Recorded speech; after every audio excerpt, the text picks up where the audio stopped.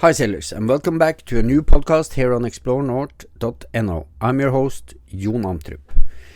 This time we're going to talk about the fragile Arctic, because last week I went on an expedition with Gate to the Arctic, a company, a non-profit or NGO I run with Katarina Frosta, and this time we did it together with Moondance Expedition, which is a ski and sail, ski and hike, ski and running. They do all kind of adventure sailing in the high Arctic, but they also do good for the planet, because every year they have set aside 2 weeks in their itinerary for NGOs like us for free. So that is really impressive. They want to do good for the ocean just like us. So we filled up the boat, a beautiful Koopmans 56. We filled it up with scientists, youth, storytellers and more, and went from Tromsø to Sørøya and down to Bodø again. All while we were taking air samples from the ocean, from freshwater lakes, from snow, from fish, and we also collected almost a ton of plastic on the way. So first we're going to listen to Katarina Frosta about this expedition. So listen up.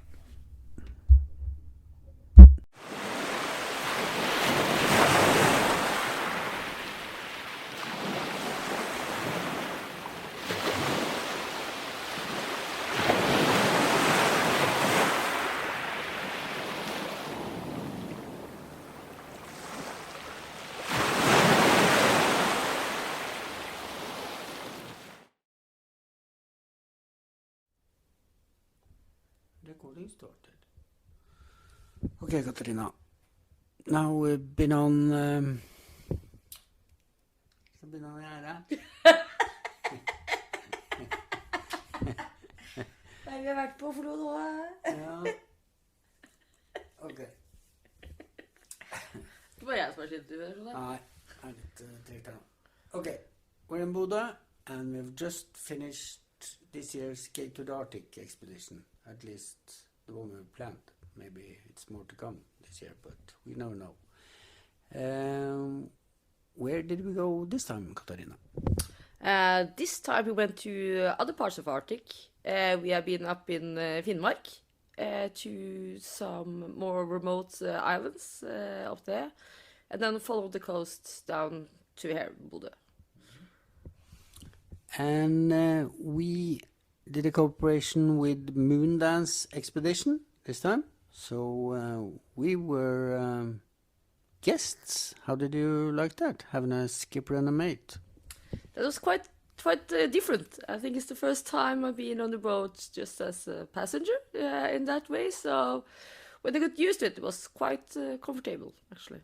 So that was a nice experience. Yeah. And it was a really nice boat. It really was. Much bigger than what we are used to have. And it was also very made for ski and sail, that to do a lot. So we have a lot of space inside to do like the science and so on. So that was good. Because that's what it was all about. Science and teaching youth about the fragile Arctic, wasn't it?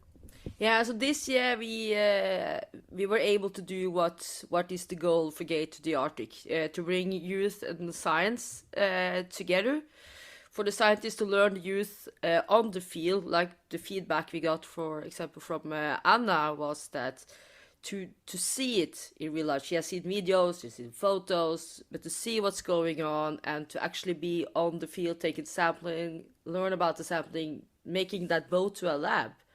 And then be able to communicate this out is what Gate to the Arctic is all about. And Anna, she's a 17-year-old Italian girl who was really tough to go on this expedition. Yeah, she really was. It was the first time in the Arctic, She went by herself up here to the north, haven't met us before, and have really done a fantastic job the whole way.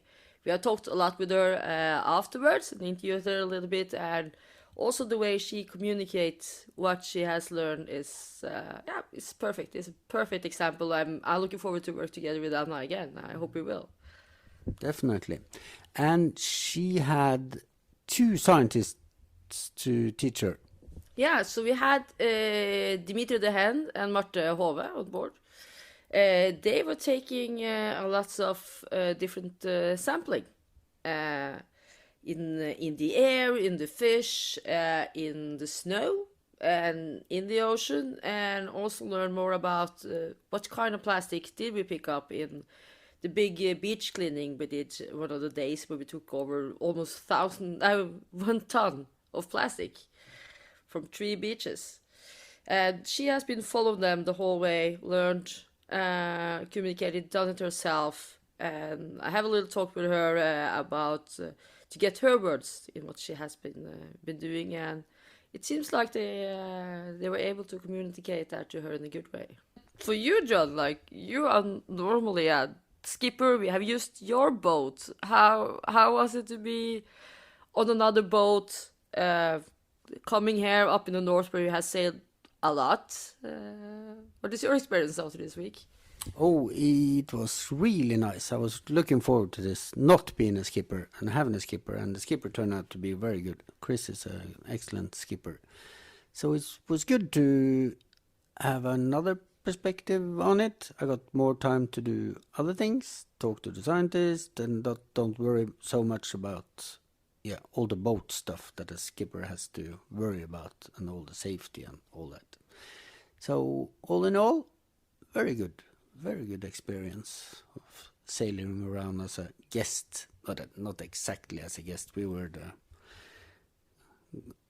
ones organizing the trip or the expedition or whatever you want to call it. But yeah, it was a good trip.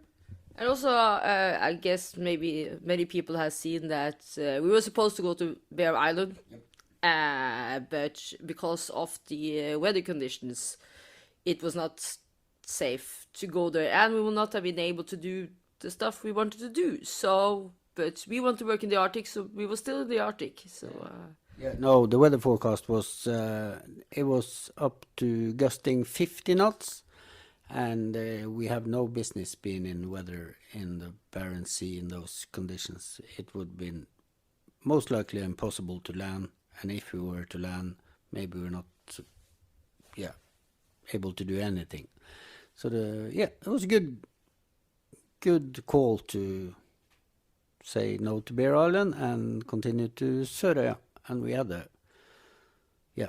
it was a beautiful trip with excellent weather, and we got to do pretty much more than we might have done in Bear Island, right?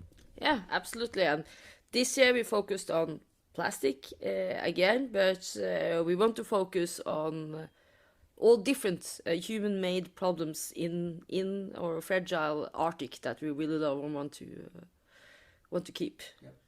And that will be for the next year's expedition.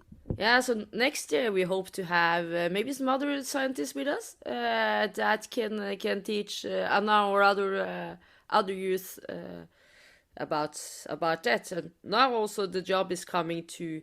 Now we have got lots of good data and content. So now it's the knowledge part. Get this out in a good way. Dimitri has promised us to come back with after all the sampling, and he will take it to his lab and then he will send it to us. So that will be the fun part, and to get Anna to also help us in communicate this out to other youth. She'll already she's going to talk a lot about this when she comes home. And next year's expedition might go to Bear Island, it might go to somewhere else, you never know. The only thing that's certain is that it will be above the Arctic Circle.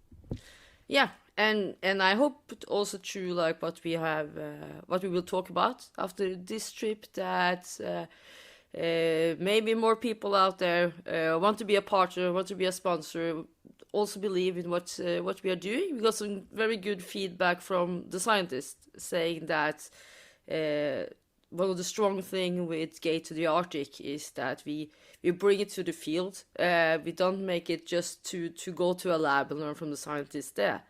And also how we can do a small boat, sailing boat, into a lab. And also the scientists say that they also learn a lot in how they can do stuff and how they can communicate. So it's both ways. Yeah, we're looking forward to that. And of course, as true sailors, we've been on shore for, not even 24 hours now, and we're already talking about the next trip. Yeah. So out again. Excellent. See you next year then. Yeah, see you next year, Jan.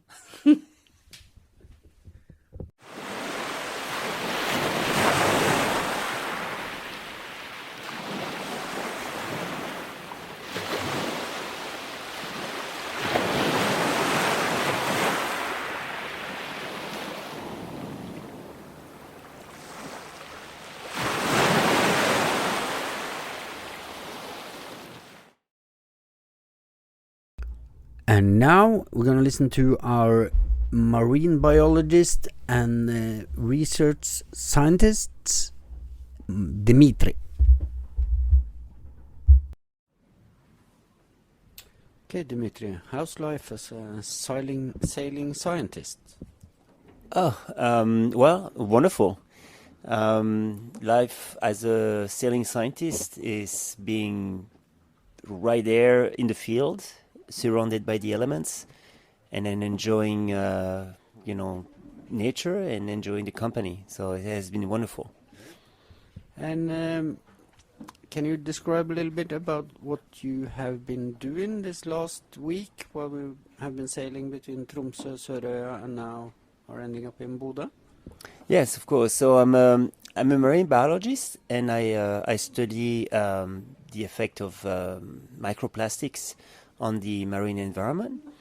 And in particular, I am interested in studying microfibers, so the plastic that comes from the clothing. So what you and I wear are usually made of plastic, and that sheds little particles that go into the air, and then from there it goes into the water from the rain and the snow. And so in this expedition in particular, I was interested in collecting samples of water, air, and snow to quantify the amount of microfibers in the air. And also, of course, by doing that, you collect microplastics in general. So all along the coast where we went, we were able to collect these kind of samples. And then now I will look at what's in there. But this isn't not exactly a laboratory environment, sterile and clean, but so how do you do it? Yeah, so the goal here is to mainly collect the samples, to process them in a way that I can bring them back in California, where my home institution is. And so when we collect a sample of air or water or snow, we process the sample in a very simple way so that we bring the material that is in the water or in the snow onto a filter. And then that filter is what I will bring back to California to analyze. Now, the way I do it here is designed to be very simple. I don't want to do field research with very heavy equipment. And I want to also have this available for people to do that when I'm not here. This is great for me to be here in the field and collect these samples, but I would like, you, other sailors, and maybe other, entities, whether high school students or other person interested in the environment, to collect those samples for me.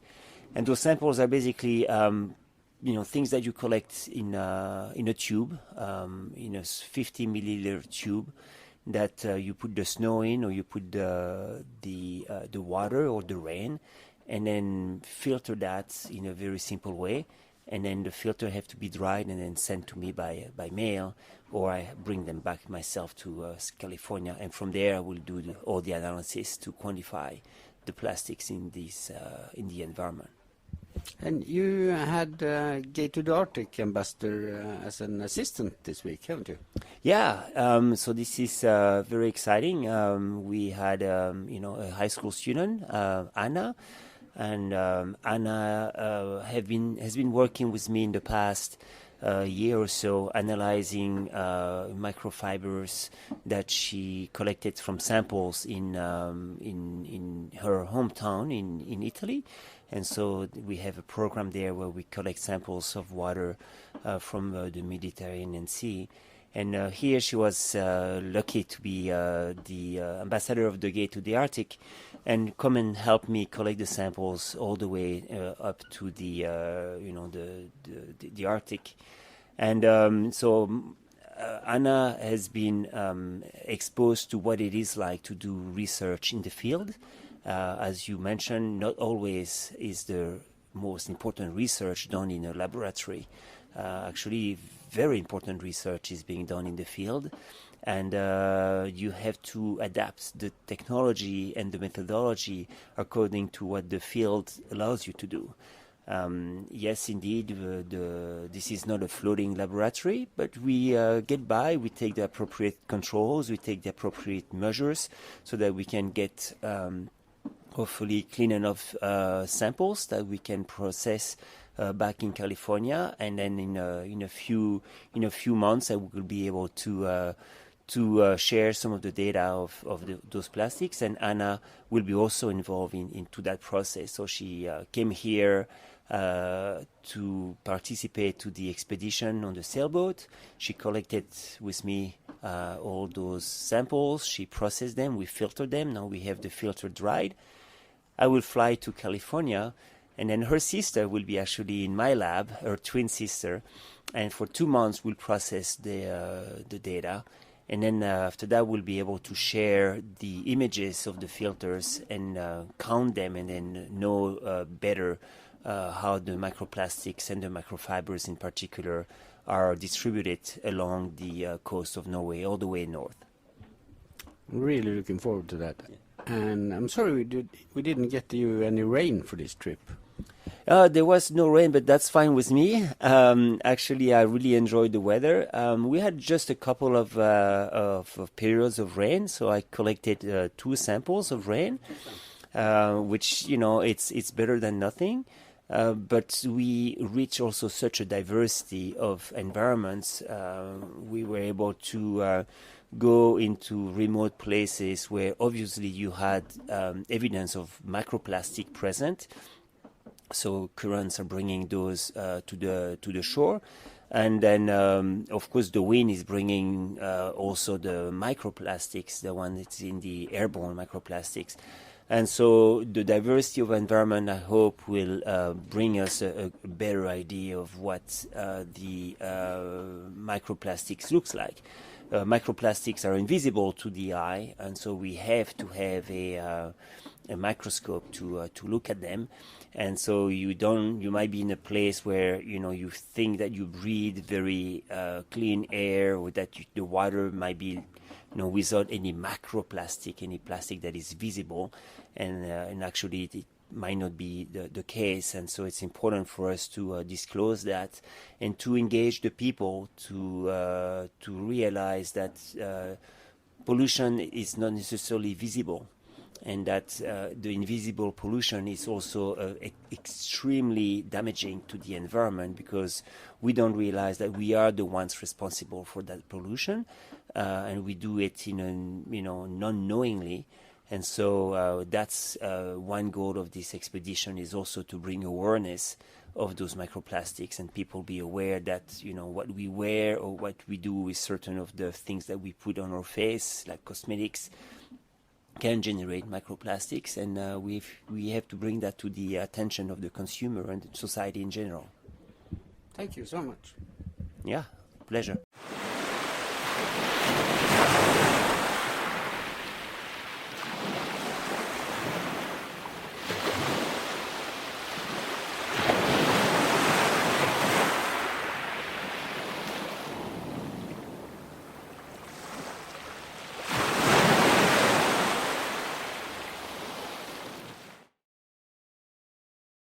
We had the pleasure of having Anna on board for this expedition. Anna is from Italy, 17 years old, and joined us with an open mind and a eagerness to learn that I was really impressed. So here's the new Gate to the Arctic ambassadors, Anna.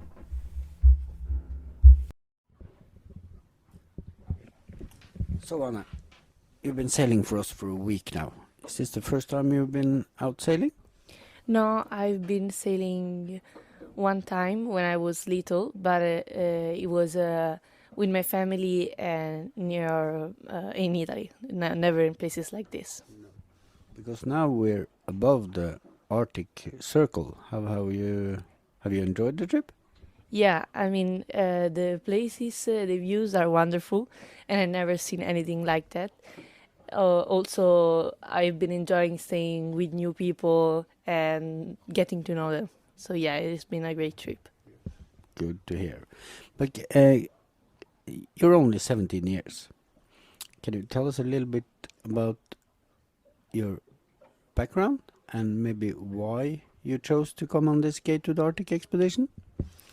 Yeah, I got the opportunity to come here because I participated to a school project last year, Migromar, and I simply this year they told me there was this opportunity, and I wanted to make a new experience, so I accepted to come. Also, my parents um, were excited for me to try new things, so I decided to come to be surrounded by interesting people like scientists and stuff, and all of you guys, and to see new places and learn new things. So that's why I choose to come. And you've been very busy not working, but you've been helping Dimitri with the science project, haven't you? Yes, we have been taking samples of water, snow, salt and fresh water and snow of the places where we go, also air. And when we maybe caught a fish, before eating it, we will take little samples. And with the samples of water and stuff, we filter them, and then we let the filters dry, and then they will in the laboratory study them and see what we found also about plastic and stuff like this. And now your twin sister is going to be with Dimitri to analyze this. Yeah. How's that? Yeah, I mean, I am excited for her because it's gonna be a new experience for her too. Really interesting because she's gonna be 2 months alone with another goal that I know, so she's not gonna be completely alone. But it's gonna be a great opportunity for her, so I'm happy for her. Yeah.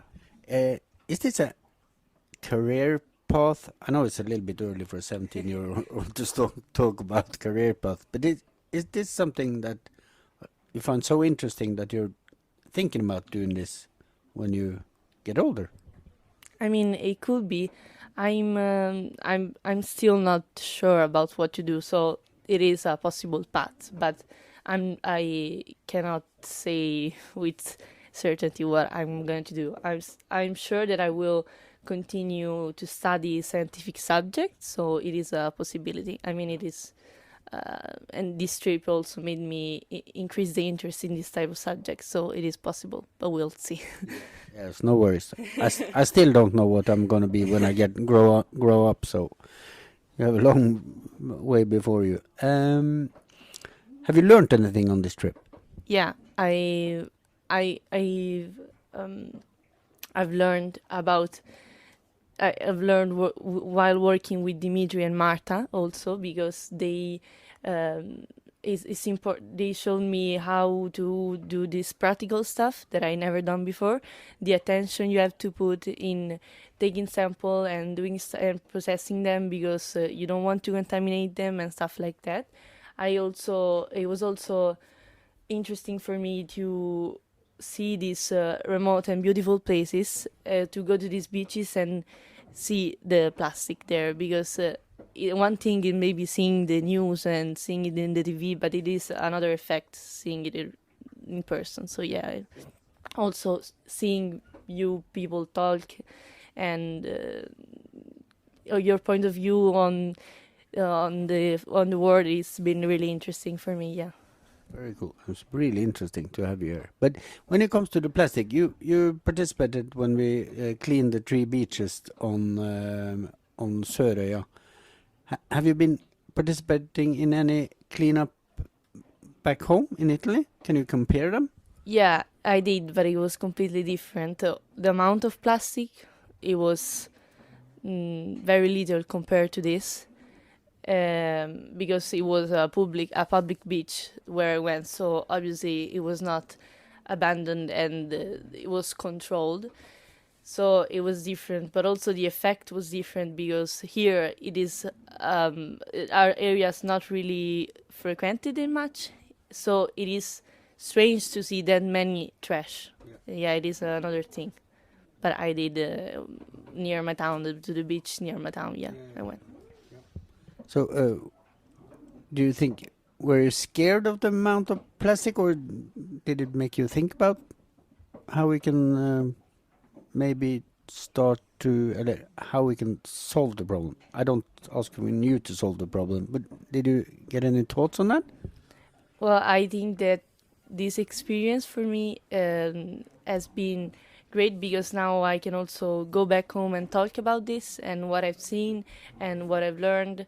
So I think information and talking about it is the first thing, so that everyone maybe can change little things about our everyday life that maybe are not that hard to do, but can do a great thing for the environment. So simply changing little choices that we do every day, it will be great and easy. Excellent. That's exactly what we want Gate to the Arctic ambassadors to do. So thank you so much, Anna, for participating in this trip, and I hope to see you on our... Letting me participate in this trip. It's been amazing. Thank you.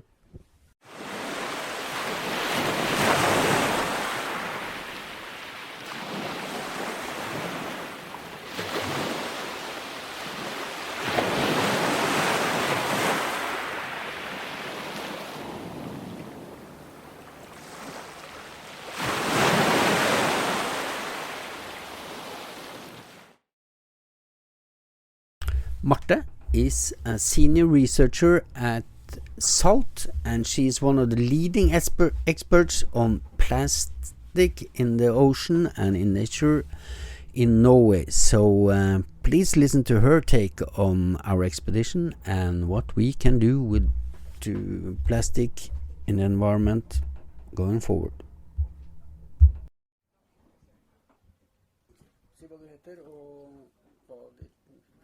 What's your name and position? My name is Marte Haave.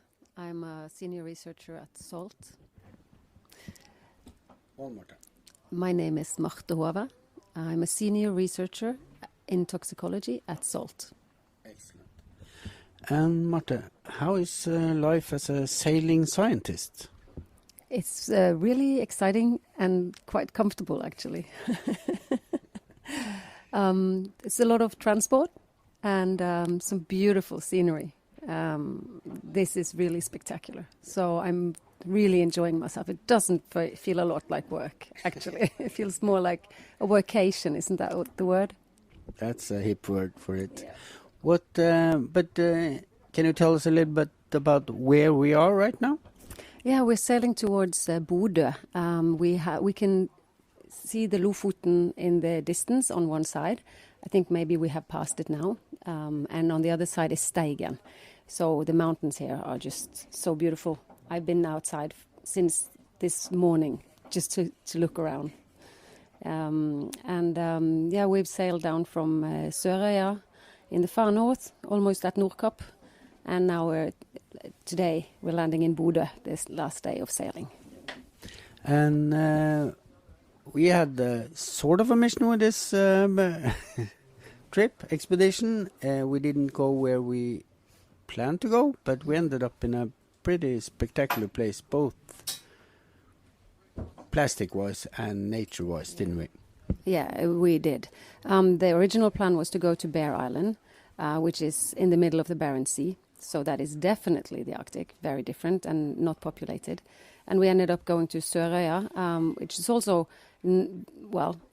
rarely or scarcely populated, and has the ocean hitting it straight from the Atlantic.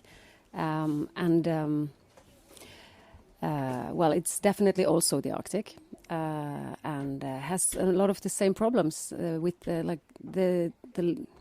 litter we find there, the plastic we find there, doesn't come from the local activities. So in that respect, it was the equivalent. I'm used to picking a lot of litter down in the Oslofjord. Mm-hmm. I've been also doing that up here, but the difference is quite obvious because down in the Oslofjord is a lot of trash that we humans directly throw into the sea, or it ends up in the sea some way or the other. But up here, it's more professional, like fishery waste. Yeah, we did see that. We did see a lot of lost buoys and pieces of equipment, and also pieces that come from fishing vessels that are processing the fish on board, like these conveyor belt pieces. But also, and that surprised me a lot, we did find quite a lot of bottles and food containers and things that do come from private households, or maybe from people eating on board their ship. I'm not sure where, but it's ketchup bottles, drink bottles, packaging, the same as further south. And we did a beach cleanup, and it turned out to be a full day's work, didn't it? Yeah, we did. We did 3 beaches that were aligned next to each other in this, we can only call it a wreck bay, or it's a big bay, but the ocean comes in and very little escapes. So what is brought in there is trapped on land. And the first bay was a lot of ropes and bottles, lightweight things that were caught between the boulders. The second one was a little bit up higher from the water. Lightweight things like styrofoam and floaties, like buoys, that had been thrown up by the ocean, I guess, and along with it, a shipwreck, an old one. And the third one was, again, different, with a lot of driftwood, a lot of large items like fish crates, huge big pipes, pieces of a fish farm, larger items that were washed ashore. So it's obvious that the sea and the landscape already sorts the litter for us, in a sense. Yeah. We ended up picking at the most 500 kilos from the inner bay, and we were not even done. But we just couldn't work anymore that day. We'd been on it for 8 hours or something. Yeah, it was a lot of garbage to pick up, but and it's a good thing to pick up all the litter. Yeah, someone has to, but that isn't really the solution, is it? No. That's absolutely not the solution. What we are picking up is just a fraction. But what we can do is to point out what the sources are, so we can see where we have to start the work to prevent this loss of litter, or this production of marine litter. But why is it important to stop this flowing in all the litter flowing into the ocean? Does it do any harm to the ocean? But that's actually a huge and complex question. For one thing, plastic is a man-made material, so it really has nothing to do in nature. So that is one thing. It's foreign, and it's during the production of plastic, there are a lot of chemicals involved, catalysts or surfactants or different substances that are needed for the process to happen. And then after that, they also add chemicals like additives to make the plastic with various properties like UV stabilizers, antioxidants, colors, softeners or flame retardants, etc. And all these chemicals are just mixed into the plastic, and that makes them leak out into the environment during use and during the lifetime of the plastic. So if the plastic ends up at a beach, these chemicals will leak out. And some of them are lead-based, so the lead stabilizers are much used, and that increases the lead content of the soil where the plastic lands, and obviously lead is very toxic. So we can safely say that it's a good thing to prevent this from happening. It's aesthetically not very pleasant to look at a littered beach. And for marine traffic, ropes in the propellers cost a lot every year. So you really don't want to hit a large item that is floating in the water or get this rope in your propeller. And if worse comes to the worst, it hits the propeller of a large chemical tanker, and that can lead to catastrophes. So, it's not only the plastic, but also what they might cause. Yeah, and it also kills marine mammals. It does. It does kill mammals. I think, and I know the last count that I read was more than 1,000 animals are negatively affected by plastic in the environment, whether it's entanglement or they eat it, or it ruins their habitats in some way. Yeah, we didn't find on this trip. We didn't find it, but I've seen before a rafting of foreign species to the Norwegian shores. So from southern Europe, there are barnacles or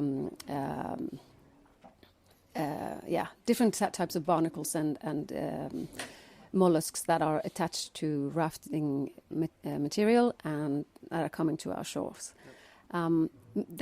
At the moment, I'm doubting that they will survive the winters. But if we have a climate change and these animals are finding a small spot where they can inhabit, we can have new invasions of foreign species, and they may also have harmful parasites or viruses or bacteria that can affect our native species. It's the more plastic, the higher the chances that something will come that can settle. So it pretty much erupts the whole ecosystems. It has a potential to do it. Potentially. We've already seen the Pacific oysters that have established that, not that they came with plastic items, but we can just imagine that the potential is there. A lot of people, when we talk about this to people who are not that into the subject, they often come with the argument that, but we're so small. It's not our litter, and it comes from China and India, and what do you say? That is just not true. We've done surveys and found the country of origin of the plastics, and from what we can define to come from a country, there's 40% that is Norwegian. Some areas of Norway get also 30 to 40% from the UK, and apart from that, it's a little bit random. Up north, a bit more from Russia, and also along the middle section of Norway, there's seems to be a little bit coming from across the Atlantic. But definitely a lot of this is Norwegian. I mean, I'm reading Norwegian labels all the time, and we recognize the packaging as Norwegian, so we cannot claim that this is from Asia. Actually, I haven't found maybe more than a lolly wrapper, a candy wrapper that is from Asia, and that could easily just have been thrown out in these waters from a tourist boat or something. What can we as individuals or communities do about this plastic in the ocean problem? Yes. On the individual basis, we can all take control over our own items, that we don't leave them around the water or let them fly away in the winter storms. Clean up when you're visiting a place, and of course take care of your trash so it doesn't become marine litter or litter in any respect. To help clean the coastline, because we need to have a cleanup. I mean, that's not the solution in the long run, but we do need to clean up as well. There's a lot of people who are really eager to be volunteering for this and to do volunteer work, but they are often stopped by the costs of getting rid of the litter once they've cleaned it. And transportation out from a beach or to a waste facility is maybe a huge logistical problem. We looked into how costly it is to remove things from Sørøya, and it was maybe 10,000 kroner or 1,000 euro for a ton. And that is a lot to pay from your own pocket. We could have cleaned a ton in a day, our small group. So that's not a feasible way to go. The municipalities or the government should help provide a system and an infrastructure that aids people in getting rid of their litter without private expenditure. Good. And but we also have a lot of professional cleaners in Norway, and the people who are going to collect the piles of garbage we collected is in the same boat, and they Yes. get money to do this, right? Yeah, from my understanding is they have a project with the environmental agency, so they get funded for taking care of this, and they get the fee covered. And they are professionals, so they have boats and they have the knowledge to get the litter out from even these very difficult sandy, rocky beaches where we had problems landing with the dinghy. Yeah. And we had still a beautiful clear day with still water. If it's anything else, then it's impossible to land there with a boat. And you cannot expect people to do that with their small recreational boats at all. That would be very unsafe. And we have the second longest coastline in the world, so there's a few what do you call it? A wreck bay. Wreck bays. Yeah, and a high number of wreck bays. And the way the current is going along the coastline and the way that the islands are shaped, they trap a lot of litter. So there's a million of wreck bays, not exaggerated. Thank you. You're welcome. Thank you for having me.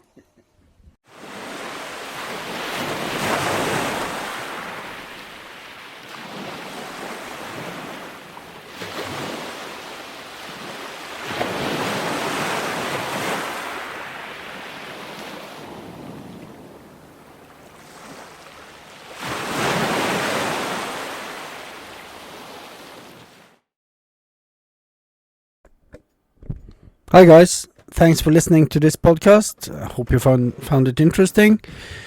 If you want to know more about high latitude sailing, I can highly recommend, without blushing, the book I wrote together with Bob Shepton, High Latitude Sailing, Self-Sufficient Sailing Techniques for Cold Waters and Winter Seasons. You'll find it on Amazon, on explorenorth.no. You can follow the link to buy a hard copy.